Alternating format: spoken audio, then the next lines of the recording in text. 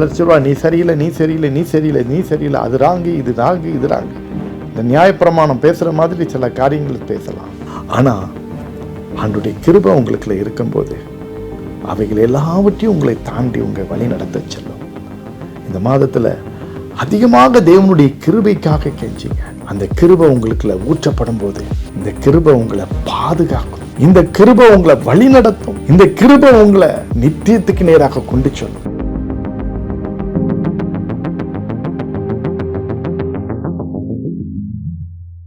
என் அன்பு சகோதர சகோதரிகளே, எனக்கு மிகவும் பிரியமான திருச்சபை மக்களே, ஆண்டவராகிய இயேசு கிறிஸ்துவின் ஈடு இணையற்ற இனிதான நல்ல நாமத்தினாலே உங்கள் அனைவரையும் நான் வாழ்த்துகிறேன்.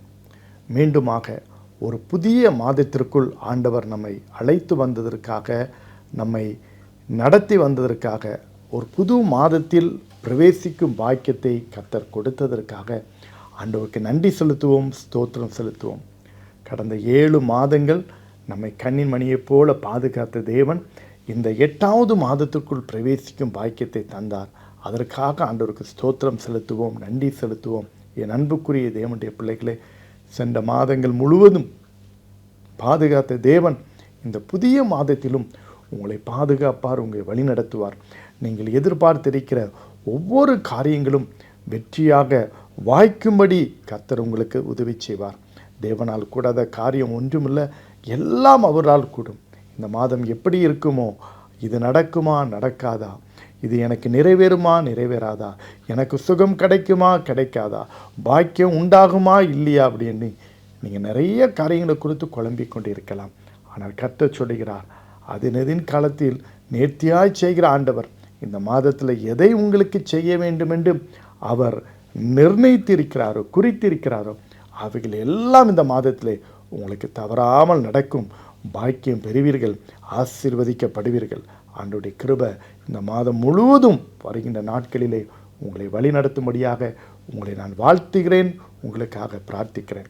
இந்த மாதத்திலும் ஆண்டவராய் கர்த்தர் உங்களுக்கு கொடுக்கின்ற அருமையான ஒரு வாக்கு தத்துவம் பரிசுத்த யோவான் எழுதின சுவிசேஷம் 1ஆம் அதிகாரம் 17ஆம் வசனத்தை வாசிக்கிறேன், கவனிங்கள். எப்படி எனில் நியாயப்பிரமாணம் மோசேயின் மூலமாய் கொடுக்கப்பட்டது, கிருபையும் சத்தியமும் இயேசு கிறிஸ்துவின் மூலமாய் உண்டாயின. The Gospel according to St. John, chapter 1, verse 17. For the law was given through Moses, but grace and truth came through Jesus Christ. என் அன்பு தேவனுடைய பிள்ளைகளே, இங்கே 2 நபர்களை குறித்து சொல்லப்பட்டிருக்கிறது. அவர்கள் மூலமாக கொடுக்கப்பட்ட 2 காரியங்களையும் சொல்லப்பட்டிருக்கிறது. 2 நபர்கள் யார்?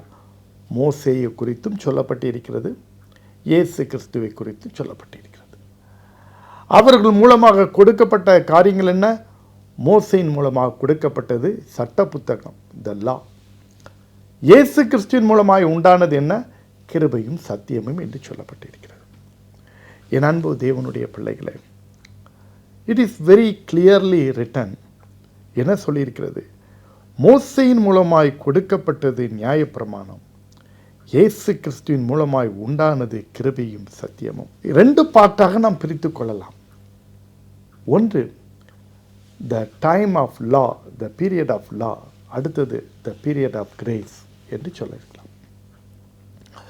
முதலாவதாக, God gave the law to Moses. The law was righteousness and truth. ஆண்டவர் மோசேக்கு நியாயப்பிரமாணத்தை கொடுத்தார். எப்படி கொடுத்தார் நமக்கு தெரியும். சீனாய் மலையிலே வர சொல்லி, அங்கே அந்த சீனாய் பர்வதத்திலே 40 நாட்கள் மோசே உண்ணாமல் புசியாமல் தேவ பர்வதத்திலே இருந்து அந்த நியாயப்பிரமாணத்தை, அந்த சட்டத்தை, அந்த கற்பனைகளை அவன் பெற்றுக்கொண்டான் என்று யாத்திராகமத்தின் புஸ்தகத்திலே நாம் வாசிக்கிறோம். அப்படி என்றால் கர்த்தர் கொடுத்த அந்த நியாயப்பிரமாணம், ஆண்டவர் கொடுத்த அந்த சட்ட புத்தகம், அவைகள் நீதி உள்ளவைகள், சத்தியமானவைகள். ஏனால் தேவனால் கொடுக்கப்பட்டது, அவரால் எழுதப்பட்டு கொடுக்கப்பட்ட காரியம் சத்தியமானவைகள். ஏனென்றால் இஸ்ரவேல் ஜனங்களுக்கு வழி நடத்துவதற்காக ஒரு கைட்லைன் தேவைப்படுகிறது. கைட் ஆஃப் கான்டக்ட் அப்படின்னு நம்ம சொல்கிறோம். அப்போ அந்த கைட் ஆஃப் கான்டக்ட் என்ன சொல்லுது? ஒரு அலுவலகத்திலேயோ அல்லது ஒரு ஸ்தாபனத்திலேயோ பணி செய்கிறவங்க எப்படியெல்லாம் நடக்கணும் அப்படிங்கிறதுக்கு ஒரு விதிமுறைகள், அங்கே ஒரு சட்டத்திட்டங்கள் அங்கே வகுக்கப்படுகிறது. அப்போ இவ்வளோ பெரிய இஸ்ரவேல் ஜனங்கள் 6 லட்சம் பேருக்கு மேலே புருஷர்கள் இருக்காங்க, மற்றவங்கெல்லாம் இருக்கிறாங்க. இவங்களை நடத்துறதுக்கு இவங்களுக்குன்னு ஒரு நியாயப்பிரமாணம், சட்டத்திட்ட புஸ்தகம் ஒன்று வேணும், இந்த லா வேணும். அப்படிங்கிறக்காண்டி ஆண்டவர் அவருடைய நெறிமுறைகளுக்காக, அவருடைய வழிகாட்டுதலுக்காக இந்த காரியத்தை மோசேயிடம் கொடுத்தார். அப்போ இந்த லா மக்களுடைய மாரல் லைஃபுக்காக கொடுக்கப்பட்டது. ஆனால் இந்த சட்ட புத்தகம் அவர்களை ஒருவேளை ஃபிசிக்கல் பனிஷ்மெண்ட்லேருந்து காப்பாற்ற முடியும், ஆனால் இட்டர்னல் பனிஷ்மெண்ட்லேருந்து அவங்கள காப்பாற்ற முடியாது என்பது தான் அதற்குரிய வரையறையாக இருக்கிறது. This law could not save people from the permanent death என்று நாம் சொல்லலாம். அது மட்டுமல்ல, இந்த சட்டத்தை ஒருத்தன் கூட பெர்ஃபெக்டாக ஃபாலோ பண்ண முடியாது. ஆண்டவர் சொல்லியிருக்கா, பொய் சொல்லாதிருப்பாயாக, பிரச்சாரம் செய்யாதிருப்பாயாக, களவு செய்யாதிருப்பாயாக, இப்படி பிறனுடைய பொருளை இச்சையாதிருப்பாயாக, உன் தேவனாய கர்த்தர் ஒருவரே கர்த்தர், அவரை மட்டும்தான் ஆராதிக்கணும். இதை யாருமே பெர்ஃபெக்டாக கடைபிடிக்கலை. தவறும் போது அவங்களுக்கு ஒரு பனிஷ்மெண்ட், கண்ணுக்கு கண், பல்லுக்கு பல், இப்படிப்பட்ட பனிஷ்மெண்ட். இவன் இப்படி செய்தால் இதுக்கு இந்த தண்டனை, இவன் இந்த செய்தால் இந்த தண்டனை, இதுதான் நடந்துட்டு இருந்து. இந்த பனிஷ்மெண்ட் அவ்வப்போதே அவங்களுக்கு கிடைக்கும், அவங்க தவறு செய்யும்போது கிடைக்கும். இதுதான் நியாயப்பிரமாணத்தின் காலம். யாரும் ஒழுங்காக அதை பின்பற்ற முடியாது. இந்த நியாயப்பிரமாணம், this law never give eternal life to people, இது ஜனங்களுக்கு ஒரு நித்திய ஜீவனை கொடுக்க முடியாத ஒரு சூழல். அப்போது இந்த law condemned people to punish or people to death. சில சமயத்துட்டு சிலவங்களுக்கு மரண தண்டனை கூட அந்த சட்டம் கொடுத்துரும், நியாயப்பிரமாணம். அப்போ தண்டனைகள் கொடுப்பதற்காக கொடுக்கப்பட்ட ஒரு காரியம்தான் இந்த நியாயப்பிரமாணம். தண்டனை கொடுக்கறதுக்கு, மக்களுடைய நெறி உள்ள வாழ்க்கையை நடத்துறதுக்கு இந்த நியாயப்பிரமாணம் கொடுக்கப்பட்டது. ஆனால் இந்த நியாயப்பிரமாணம் ஒரு மனிதனுக்கு நித்திய ஜீவனை அளிக்கலை. இந்த மனிதனை பாவத்திலிருந்து பரிபூர்ணமாக விடுதலைக்கப்படலை. ஒரு மனிதனை ஒரு ரட்சிப்பை இந்த நியாயப்பிரமாணம் முழுமையாக கொடுக்கலை. இதே நேரத்தில் யாருமே முழுமையாக அந்த நியாயப்பிரமாணத்தையும் பின்பற்ற முடியவில்லை, இயலவில்லை. அப்போ நியாயப்பிரமாணத்தின் காலம் ஒரு இன்கம்ப்ளீட்டாக தான் இருந்தது என்பதை நான் வேதத்தின் வாயிலாக நாம் பார்க்க முடியும். ஆனால் அதற்கு பின்பதாக நம்ம பார்க்கும்போது the time of Jesus Christ என்ன நடக்கிறது? கிருபையும் சத்தியமும் இயேசு கிறிஸ்துவின் மூலமாக உண்டாயினது. The grace and truth came through Jesus Christ. Only through God's grace people are free from the condemnation of the law and saved from the punishment. அப்போ ஆண்டவராகிய இயேசு கிறிஸ்துவினால் தான் இந்த கிருபையும் சத்தியமும் உண்டாயிட்டு இதன் மூலமாக ஒரு ரட்சிப்பு இருக்கிறது. தண்டனையில் இருந்து தப்பிக்கக்கூடிய ஒரு வழியும் அங்கே உருவாக்கப்பட்டிருக்கிறது. நல்லா கவனிங்க. எதெல்லாம் நியாயப்பிரமாணத்தினால் செய்ய முடியலையோ அதையெல்லாம் இயேசு கிறிஸ்து இங்கே செய்கிறார். எப்படி செய்கிறார்? அவருடைய கிருபையின் மூலமாக. அன்னைக்கு கண்ணுக்கு கண், பல்லுக்கு பல். ஆனால் இன்னைக்கு கிருபையின் காலம். Everything take it granted. எல்லாத்தையும் நம்ம ஆண்டவர் நம்மளை மன்னிச்சிருவார். சின்ன சின்ன தவறு செய்தாலும் மன்னிச்சிருவார். Take it. ஒரு சின்ன தவறு தானே, பரவாயில்ல, ஆண்டவர்கிட்ட மன்னிப்பு கேட்கலாம், ஏசப்பாட்ட சாரி கேட்டுடலாம். இது கிருபையின் காலம். அன்னைக்கு சாரியாவது சோரியாவதுங்கிறது தான், ஒன்றும் பண்ண முடியாது. தண்டனைனா தண்டனை தான். No excuse, no mercy, nothing, severe punishment. ஆனால் இன்னைக்கு grace dominating over the law. கிருபை நியாயப்பிரமாணத்தை மேற்கொண்டு விடுகிறது. இயேசு கிறிஸ்துவின் கிருபை. அப்போ அந்த கிருபைக்கு என்ன விளக்கம்? அதுதான் அவருடைய அன்பு, அதுதான் அவருடைய இரக்கம், அதுதான் அவருடைய ஒப்பற்ற அன்பிற்கு அடையாளமாக இருக்கிறது அந்த கிரேஸ். அந்த அன்பு தான் சிலுவைக்கு கொண்டு சென்று நமக்காக அவரே ஒப்பு கொடுத்தார். ரோமர் 5:8 பார்க்கிறோம். நாம் பாவிகளாய் இருக்கையில் கிறிஸ்து நமக்காக மரித்ததினால் அவருடைய அன்பு வெளிப்பட்டது என்பதை நாம் பார்க்கிறோம். என் அன்புக்குரிய தேவனுடைய பிள்ளைகளே, இவைகளை எல்லாம் நாம் யோசிக்கும் போது இந்த கிருபை நம்மை வாழ வைக்கிறது. இந்த கிருபை தண்டனையிலிருந்து நம்மை தப்புவிக்கிறது. இந்த கிருபை நமக்கு நித்திய ஜீவனை கொடுக்கிறது. இந்த கிருபை என்றும் அவரோடு கூட நம்மை இணைக்கிறது. அதுதான் இதனுடைய ஸ்பெஷாலிட்டியாக இங்கே சொல்லப்பட்டிருக்கிற ஒரு காரியம். நியாயப்பிரமாணம் செய்ய முடியாததை இயேசுவின் கிருபை, இயேசு கிறிஸ்துவின் கிருபை நமக்கு செய்கிறது. ஆண்டவருடைய கிருபை நமக்கு செய்கிறது. அப்போ இந்த கிருபை தான் நமக்கு வெளியேறப்பட்டது. ரோமர் 8ஆம் அதிகாரம் 1-4 கலாத்தியர் 2:15-16 நம்ம படிக்கும்போது அநேக காரியங்களை இந்த நியாயப்பிரமாணமும் அதை சார்ந்த காரியங்கள் நம்ம வாசிக்கலாம். ஆனால் கலாத்தியர் 2:16 சொல்லுகிறது, எந்த ஒரு மனுஷனும் நியாயப்பிரமாணத்தினால் அவன் நீதிமானாக்கப்படுவதில்லை. Galatians chapter 2 verse 16, a man is not justified by the works of the law. அப்போ அவன் எப்படி நீதிமானாக்கப்படுகிறான்? But by faith in Jesus Christ. ஆண்டவருக்கு மேல நம்பிக்கை நமக்கு எப்படி வருது? Through his grace. அதுதான் அவருடைய அன்பு. Through his truth. அதுதான் God's discipline, God's obedience. ஆண்டவருடைய அந்த ஒழுக்கமும் அவருக்கு கீழ்ப்படியத ஒரு காரியமும் நமக்குள்ள வரும்போது நாம் நீதிமான்களாக்கப்படுகிறோம். என் அன்புக்கு தேவனுடைய பிள்ளைகளே, இந்த மாதத்தில் ஆண்டவர் அப்படி தான் செய்கிறார். சிலர் சொல்வா, நீ சரியில்லை, நீ சரியில்லை, நீ சரியில்லை, நீ சரியில்லை, அது ராங்கு, இது ராங்கு, இது ராங்கு. இந்த நியாயப்பிரமாணம் பேசுகிற மாதிரி சில காரியங்கள் பேசலாம். ஆனால் ஆண்டவருடைய கிருபை உங்களுக்குள்ள இருக்கும்போது அவைகள் எல்லாவற்றையும் உங்களை தாண்டி உங்கள் வழி நடத்த செல்லும். இந்த மாதத்தில் அதிகமாக தேவனுடைய கிருபைக்காக கெஞ்சிங்க. அந்த கிருபை உங்களுக்குள்ள ஊற்றப்படும் போது இந்த கிருபை உங்களை பாதுகாக்கும். இந்த கிருபை உங்களை வழி நடத்தும்.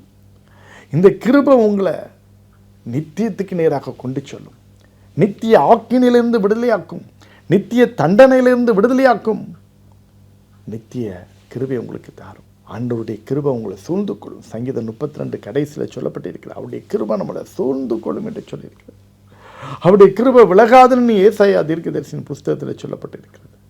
ஆண்டவர் சொன்னார், தாவீதுக்கு அருளிய நிச்சயமான கிருபைகளை உங்களுக்கு நான் தருவேன் என்று சொல்கிறேன். ஏனென்றால் இந்த கிருபை இயேசு கிறிஸ்துவினால் உண்டாயிருந்து, அது நியாயப்பிரமாணத்தினால் உண்டானதல்ல. நியாயப்பிரமாணத்தில் கிருபை இறக்குங்கிறதுக்கு வழியே கிடையாது. there is no chance at all, no chance. ஆனால் இயேசு கிறிஸ்துவின் மூலமாக உருவாக்கப்பட்ட இந்த கிருபை அது வெளியேறப்பட்டது. அதனால தான் சங்கீதக்காரன் சொல்லுகிறான், ஜீவனை பார்க்கலும் உம்முடைய கிருபை மேலானது. இன்னைக்கு இந்த மேலான கிருபையை நீங்கள் ஒவ்வொருவரும் பெற்றுக்கொள்ளணும். இந்த கிருபைக்குள்ள நீங்கள் வரணும். அதுதான் இந்த மாதத்தில் ஆண்டவர் உங்களுக்கு கொடுக்கிற அறைக்குறுவல். நியாயப்பிரமாணத்தின் காலங்கள் போய்விட்டது. இன்னைக்கு கிருபையின் காலத்தில் கிருபையின் ஆதரத்தை நீங்கள் வாங்க. கிருபாசன தண்டைக்கு வாங்க. அந்த கிருபைக்கு மேல் கிருபையை பெற்றுக்கொள்ளும் போது முதலாவது கிருபையினாலே நீங்கள் ரட்சிக்கப்பட்டீர்கள். இது உங்களால் உண்டானதில்ல, தேவனுடைய அந்த கிருபையினாலே உங்களுக்கு ரட்சிப்பு கிடைக்கிறது. இரண்டாவது, அந்த கிருபையினாலே ஆக்கினியிலிருந்து நீங்கள் தப்புவிக்கப்படுகிறீர்கள். மூன்றாவது, கிருபையினாலே நித்திய ஜீவன் உங்களுக்கு உண்டாகிறது.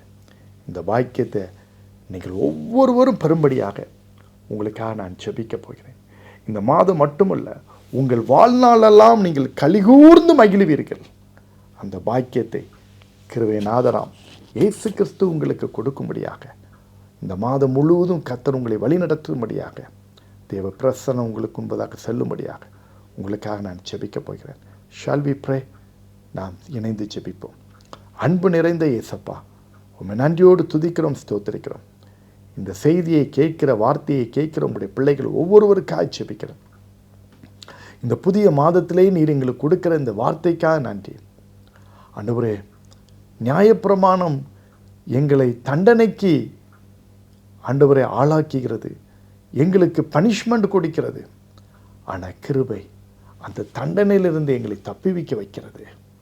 கிருபை நிரந்தரமான ஒரு மீட்பை எங்களுக்கு கொடுக்கிறது. அந்த கிருபை நித்திய ஜீவனை கொடுக்கிறது. காரணம், அந்த கிருபை எங்கள் கிருபை நாதராம் இயேசு கிறிஸ்துவினால் உண்டானது. நீர் கொடுத்த அந்த பாக்கியம் அப்பா. இன்றைக்கு யாரெல்லாம் கிருபை நாதராகிய உம்மிடத்தில் உம்முடைய கிருபாசனத்தில் ஓடி வருகிறார்களோ, ஆண்டவரே உம்மிடத்தில் மன்றாடுகிறார்களோ, அப்படிப்பட்ட பிள்ளைகளுக்கு நீர் உம்முடைய கிருபையை பொழிந்தருளி நித்திய ஆக்கினியிலிருந்து விடுதலையாக்கி நித்திய ஜீவனை உம்முடைய பிள்ளைகளுக்கு நீர் கொடுக்கும்படியாக ஜெபிக்கிறேன். இந்த மாதம் முழுதும் உம்முடைய பிள்ளைகள் உம்மிலேயே மகிழட்டும், உம்மிலே சந்தோஷமாயிருக்கட்டும், பாக்கியத்தை பெறட்டும். இயேசு சாமி இந்த உலகத்திலும் சந்தோஷமாய் வாழட்டும், மறுமையிலும் சந்தோஷமாய் இருக்கட்டும் அப்பா. அவருடைய கையின் பிரயாசங்களை ஆசீர்வதியும், அவருடைய குடும்பங்களை ஆசீர்வதியும், அவருடைய தரித்திரத்தை எடுத்து போடும், வியாதிகளை எடுத்து போடும், முடியாமைகளை எடுத்து போடும், பொருளாதார குறைபாடுகளை மாற்றும், குடும்பத்தின் பிரச்சனைகளை தீரும். தகப்பனே, அவருடைய கையின் பிரயாசங்களை வர்த்திக்க பண்ணும் அப்பா. என்னென்ன பாக்கியங்கள் இந்த மாதத்திலே கிடைக்கணும் என்று ஜெபிக்கிறார்களோ அந்த பாக்கியங்களெல்லாம் கிடைக்கும்படி நீர் உதவி செய்யும். இந்த மாதம் மட்டுமல்ல, வரும் நாட்கள் முழுவதும் உடைய பிள்ளைகள் உண்மையிலே மகிழ்ந்து இருக்கட்டும். அந்த கிருபையை தந்து வழி நடத்தும் அப்பா. உடைய கிருபை பராமரிப்பு இருக்கட்டும். இரத்த கோட்டைகளை மூடி மறைத்துக்கொள்ளும். இந்த மாதம் முழுவதும் நீரே நடத்தும், ஆசீர்வதியும். எல்லா துதி கன மகிமையெல்லாம் உமக்கே செலுத்துகிறோம், நீர் ஏற்றுக்கொள்ளும். இயேசுவின் நாமத்தில் வேண்டிக் கொள்கிறோம் பிதாவே, ஆமென். பிரியமானவர்களே, இதுவரையும் நம்முடைய யூடியூப் சேனலை நீங்கள் சப்ஸ்கிரைப் பண்ணலன்னா இன்றைக்கே சப்ஸ்கிரைப் பண்ணுங்கள். எல்லா லிங்க்கும் இப்போ நீங்கள் பார்க்குறீங்க, சப்ஸ்கிரைப் பண்ணுங்கள். எங்களோடு தொடர்பு கொள்ளலாம். இமெயில், வாட்ஸ்அப் மற்றும் ஃபோன் கால் எதன் மூலமாக தொடர்பு கொள்ளலாம். எல்லா டீட்டெயில்ஸும் இப்பொழுது உங்களுக்கு ஸ்க்ரீனில் நீங்கள் பார்க்குறீங்க. அதோடு கூட எங்கள் சேனலை தொடர்ந்து பாருங்கள். ஃபேஸ்புக்கை ஃபாலோ பண்ணலாம், இன்ஸ்டாகிராம் ஃபாலோ பண்ணலாம். எல்லாத்தையும் நீங்கள் பார்த்து எங்களோடு கூட தொடர்பு கொண்டு உங்களுடைய ஜெப விண்ணப்பங்களை எங்களிடத்தில் ஷேர் பண்ணலாம். உங்களுக்காக ஜெபிக்க ஆயத்தமாக இருக்கிறோம். ஒவ்வொரு ஞாயிற்றுக்கிழமையும் காலையில் 9:30 மணிக்கு திருச்சி தில்லைநகர் அன்பரின் ஊழிய ஜெபஸ்தலத்தில் வைத்து விடுதலையின் ஆசீர்வாத ஆராதனை நடைபெறுகிறது. நீங்கள் யார் வேண்டுமானாலும் தாராளமாக பங்கு பெறலாம். அந்த ஆராதனை உங்களுக்கு ஆசீர்வாதமாக இருக்கும். முடிந்த பிறகு உங்கள் ஒவ்வொருவருக்காக தனித்தனியே பிரார்த்தனை எடுக்கப்படும். ஆண்டவர் தாமே உங்கள் ஒவ்வொருவரையும் ஆசீர்வதிப்பாராக. ஆமென்.